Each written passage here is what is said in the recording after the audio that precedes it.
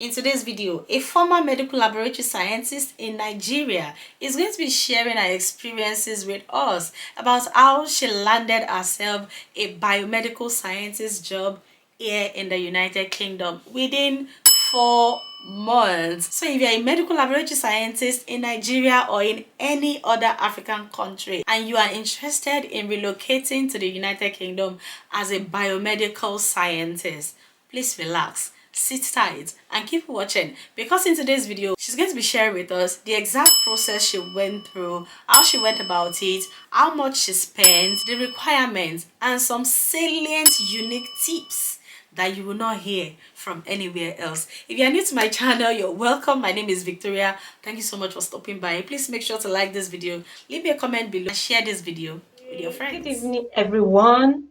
My name is Olayinka Falabi, and I'm a biomedical scientist here in the United Kingdom. I work with the NHS.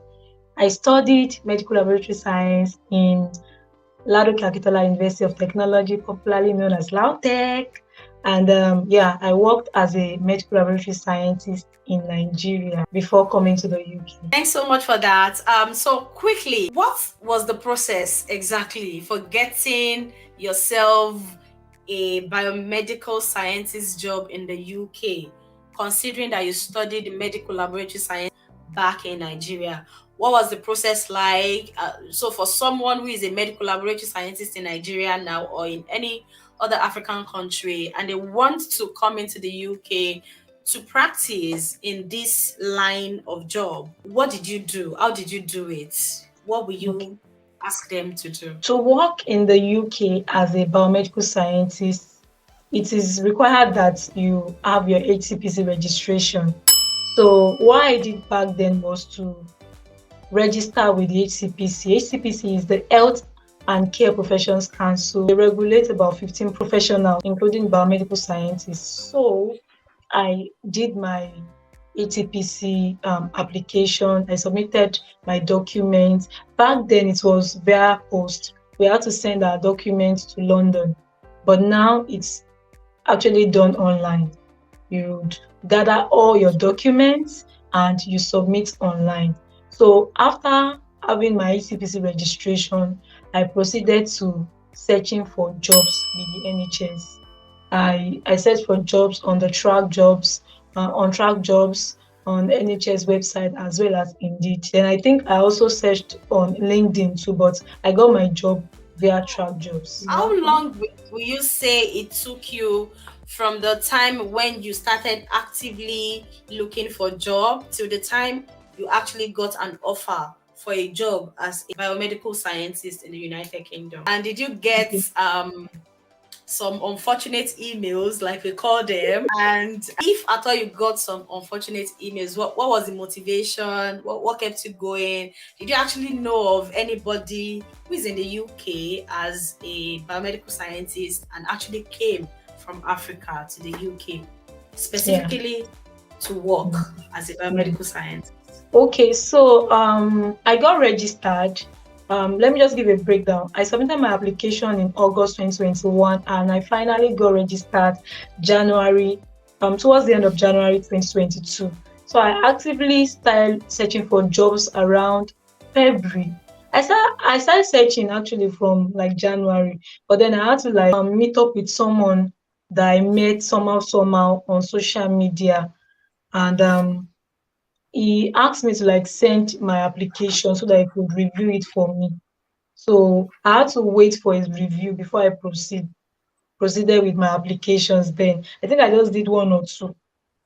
Then I sent it to him for review, and he helped me review the application. So I would say that I started applying actively from February. Let me just say from January/February till May, because I got my offer in May 2022, May 26, 2022. I got my interview invite May 19, 2022. I had just 1 week to prepare for my interview. So yeah, so that was it. And I got so many, unfortunately, and I really almost gave up.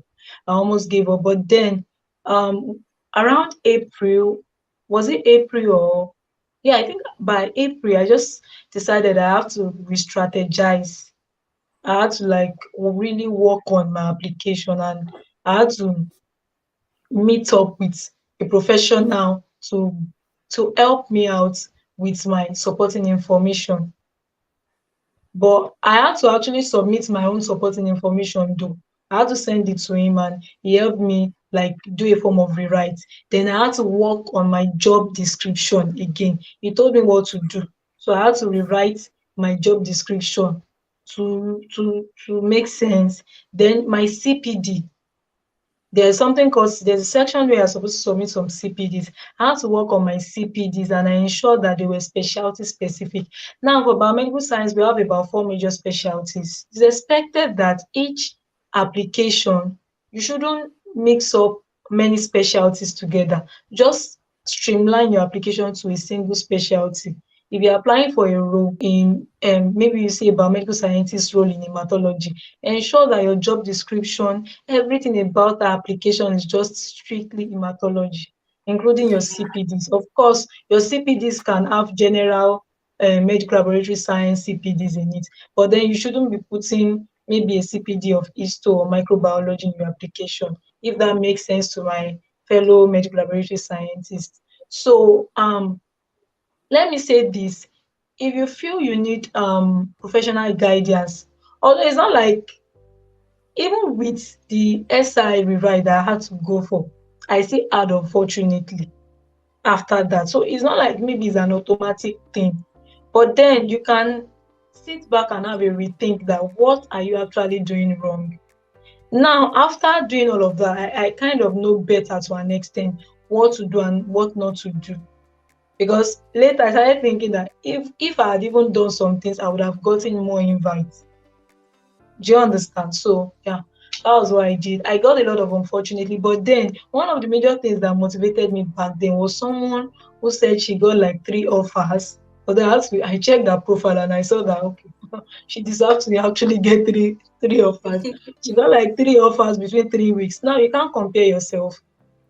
Our experiences differ.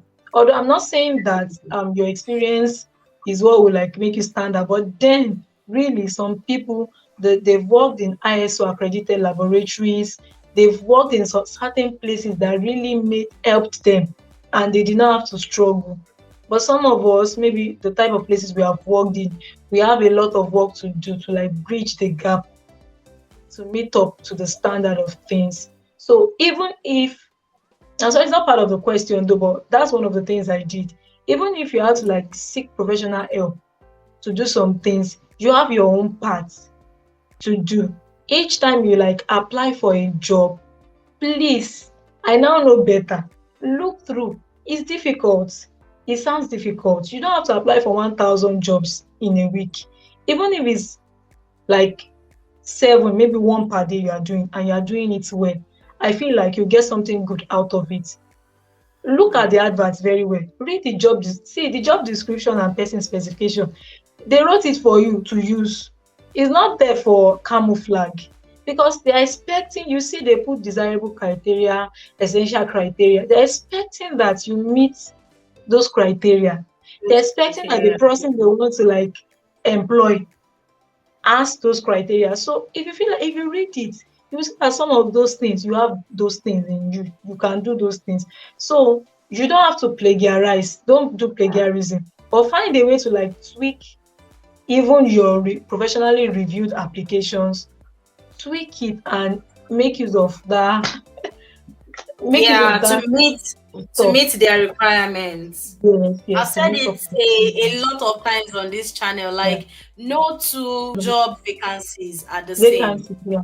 Yeah. Yeah, Yes. they are Yes. usually not the same. You're not expected to use the same thing. Like I've seen people that, let me use Kira for example, because I've worked with a lot of people, who are trying to come into the UK as senior carers. Like you said, there are different specialties in Yeah. your career path. There are Yeah. different types of carers too. And then you see people using the same CV, the same cover letter, the same thing. They'll just do copy, paste, copy, paste, copy, paste everywhere.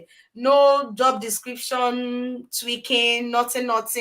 Like they are not doing it just to meet that particular job description. So I think that's a major thing that people really need to to watch out Yes, for when applying for yeah, jobs. So yeah, yeah. thank you so much for that.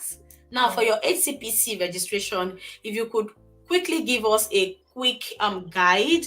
I know that they probably have a website where Yes, people they can do. go on, which will direct them to actually go have a read.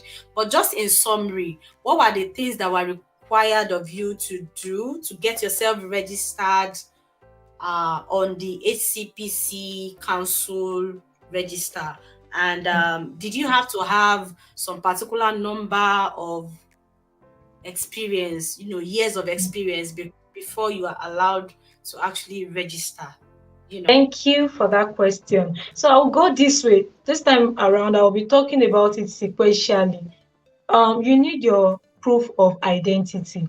Now, we all know what you can use for that. International passports would do justice for that. Although I've seen or had people making use of their national identity card, not the paper one. There's one that has your date of birth and some information on it. But then the best is, of course, because you are trying to travel out of the country, try to Yeah. get your international passport. Easy. Then you need your proof of address. For that, just make use of your bank statement. They don't need the money. If you like, have 0 naira inside it. They just need that part of your application that shows your address. When we get our bank statement, there's always our address showing on it. And when filling in your address on the HCPC website, ensure that the address on your bank statement and the one on your the one you'll be filling tallies. If there's a change, please try to update the one on your account, or just do it whichever way. Ensure that it's the same address. The least qualification that you need for your HCPC registration is your bachelor's degree. Now, I'll be talking specifically to medical laboratory scientists now. So, if you have a bachelor's degree in medical laboratory science, or for people that back then that did this associate, you guys, if you are listening, you understand what I'm trying to say. As long as you have that qualification that makes you work as a medical laboratory scientist. Now I'm talking about a qualified medical laboratory scientist. Either you studied medical laboratory science in school, or you fall into the category of people that did associates and they have the associates, whatever. And all of us, all of the people in those categories have their license to practice. So because one of the things you need is your MLSCN license. Yeah, so you need your license, you need your bachelor's degree. So I think for people that have associates, they will submit the bachelor's degree they have in, I don't know, whatever you did your bachelor's degree in, together with your council and all of that. Now, to buttress your qualification, there's something called a course information form. Now, the course information form is not the same as the transcript. It's like um it's like a syllabus of everything you've done. Transcript is just going to usually show your course title, maybe your grade and all of that. This one will show is like this course and what do they call it? This handbook, but it's not the same as handbook.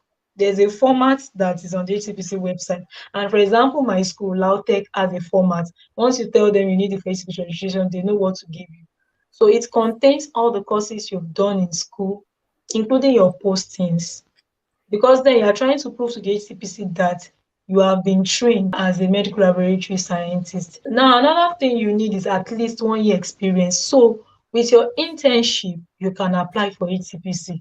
You need to have finished your internship. The reason is because after your induction, they usually give us a license. That license is a provisional license. So apart from the fact that you need 1 year experience, you need to have finished your internship so that you would have, it's after internship we usually go ahead to get our practicing license.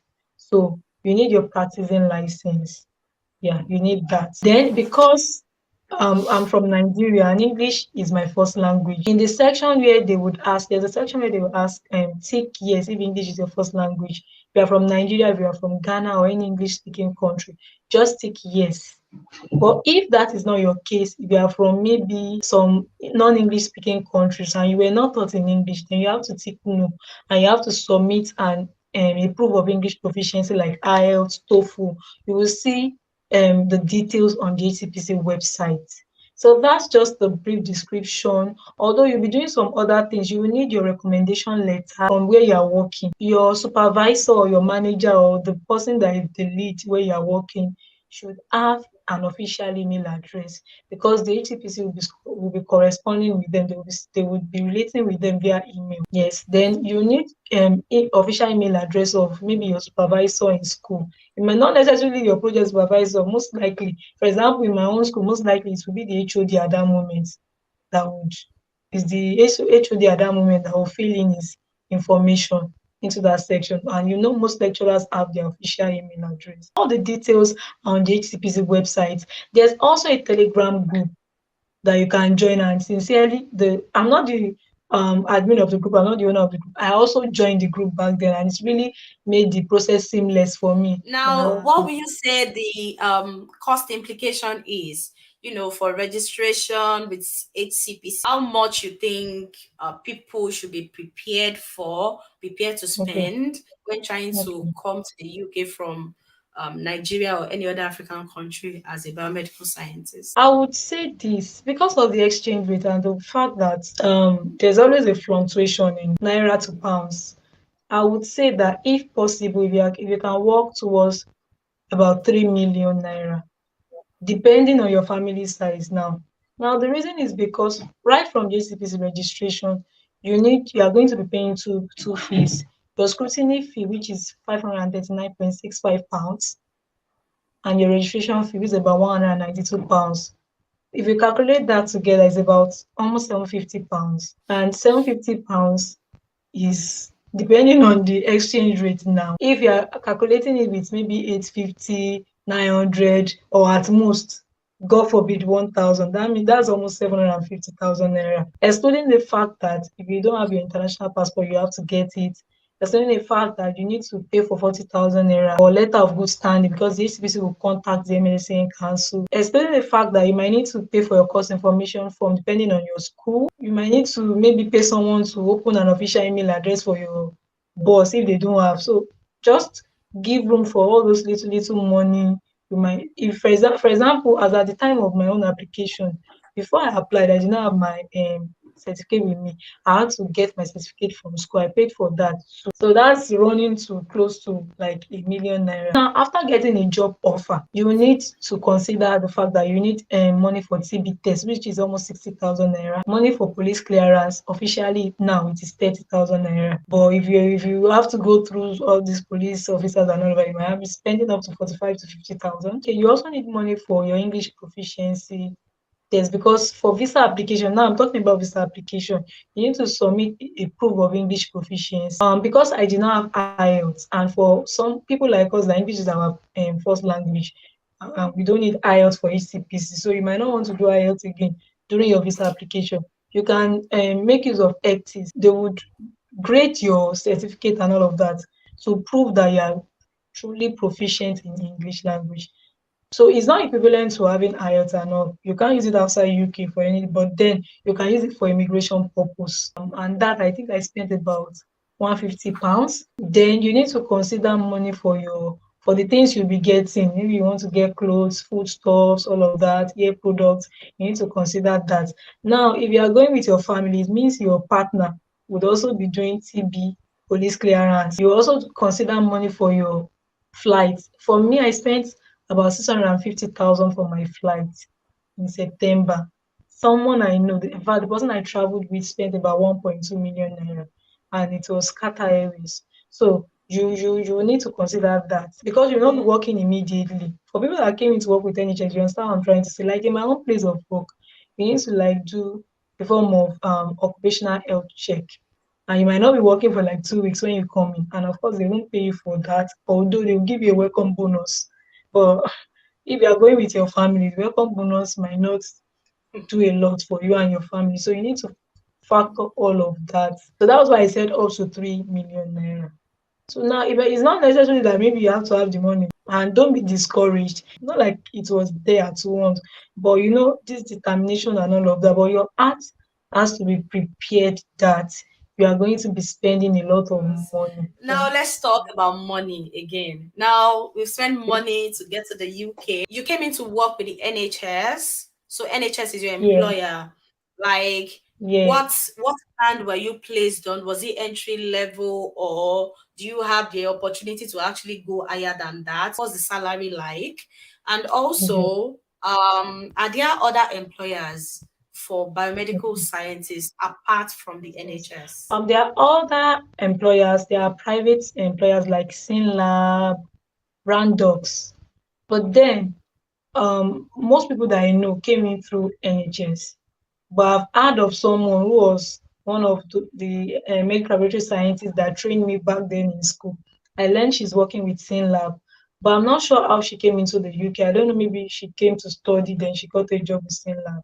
Do you understand? But I've had people say they apply to Randox, but most people go through the NHS. I think there are certain private facilities that take up people too. You can apply for roles from band 5 to band 6, and I think you can go higher, but truthfully I've only seen and heard of people applying or getting jobs from Nigeria at band 5 and band 6 level. Yeah, then for me, I got a band 5 role and I'm paid on the lower level because I'm new to the NHS. So, if you go online, you will even see the amount a band 5 nurse or band 5 whatever role you are in is earning with the NHS. Know of people that are on band 6 and they came from Nigeria. So it's not like, Oh, don't limit yourself. You can, if depending on your experience or depending on whatever, if you want to apply for a band 5 or band 6 role, you are good to go. You are not restricted like because you are new to the system. Because you are already HCPC registered, so it is a kind of a leverage. You have the license to nice. I practice. know you've said a lot. Like you have really, really said a lot. And guys, she has a YouTube channel and she talks a lot more about these things on her channel. So if you want more information about this, run to our YouTube channel. I'm going to be linking it in the description Thank box you. below. So what Thank you. advice do you have for people like medical laboratory scientists that studied in Nigeria or any other African country, and they want to come to the UK, but then I know that information is power. They have this information now, so they are equipped. But what other advice or what other thing do you think you want to, let people know about getting coming into the UK? What advice, what encouraging words do you have for them? Any other thing you want to tell them? Thank you so much for having me on my channel. Let me start with that. So guys, my advice to you is that just believe in your heart that it is possible for you to get a job or jobs. Like there are people that got more than one offer. Although in my case, I got one, and after getting that one, I just practically stopped applying. Don't mind me. Don't be like me, oh, because the situation and condition and all of that, I just stopped applying. But in your own case, I've I've heard of people that got more than one offer. So it is possible. Number one, just determine in your heart that you will get it and you can get it. One thing that really helped me was the group I belonged to. Firstly, during HCPC registration, before I got registered, I was on a group and I had all the information I needed and I made use of it to the best of my ability. Then after I got registered, because it's after registration, you be added to another group called the post HCPC group. Guys, because the practice in Nigeria is still like in most places is only about few laboratories that can even say they are gapsing or working towards the NHS standard. So very few people have the opportunity, especially from, I don't know about Ghana and some other countries, but I think some other countries have good. So you might have more advantage than we. But then the thing is, you have a gap to bridge. You are competing with not just people. Number one, you are competing with people from the UK. You are competing with people from all over the world. So all you need to ensure that your application is outstanding. I think I mentioned it earlier, the part of using your job description and whatever. If you feel like you need professional help, please seek for help. But I would advise you this way. All the tips here and there, first try to apply those tips. Understand the process yourself. Don't jump into just going for a professional just all like that. understand, because even after getting a professional, you still have your own role to play. Because you are fine, this registration, you are not having an exam, but because you have a lot of gap to bridge. See, I read a lot. You even think, I remember during I had 1 week to prepare for my interview, and you practically think I'm preparing for a license exam or something. You have a lot of things to read. You have gap to bridge. So please make use of YouTube. I watched a lot of YouTube video. From YouTube, I got access to so many behavioral questions, NHS behavioral questions, how to answer it. Then some of our topics in as well lab scientists that we are not used to back home.